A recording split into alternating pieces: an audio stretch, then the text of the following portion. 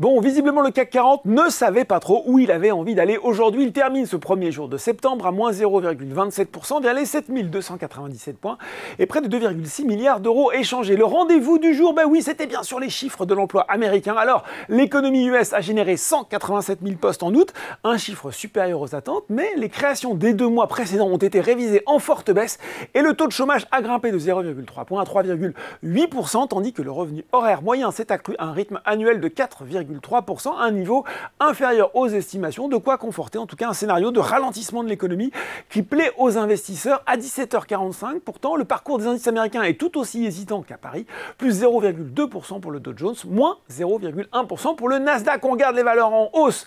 Chez nous, ID Logistique finit en tête du SBF 120. Odo BHF a fait entrer le titre dans sa liste de convictions Next Cap S2 2023, réitérant sa recommandation sur performance et son objectif de cours de 350 €.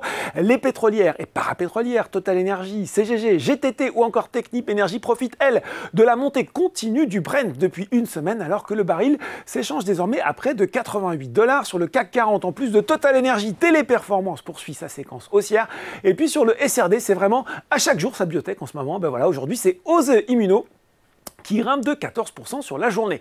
Du côté des valeurs, en baisse cette fois-ci, le plus gros coup de frein est pour Renault, le constructeur automobile pénalisé par la dégradation d'UBS, passé de neutre à vente sur le titre avec un objectif de cours ramené de 42 à 31 €. Alors à l'appui de son argumentation, l'analyste de la banque suisse explique que Renault est l'un des constructeurs européens de masse les plus exposés au risque de perte structurelle de parts de marché en raison de l'intensification de la concurrence des équipementiers chinois et de Tesla. Les jours, en tout cas, se suivent et les dégradations aussi pour Casino après Fitch hier. C'est au tour de S&P Global Ratings d'abaisser la note de crédit du distributeur. L'agence de notation l'a passée à D. Elle estime qu'un défaut de paiement général est une, je cite, quasi-certitude. Autre distributeur dans le rouge, Carrefour. On a par ailleurs appris aujourd'hui la nomination d'Alexandre de Palmas à la direction exécutive de Carrefour France. Enfin, sous pression, Biomérieux, dans la foulée des chiffres de son premier semestre 2023, le résultat opérationnel courant contributif du spécialiste du diagnostic in vitro s'est notamment replié de 9,5% à 291 millions.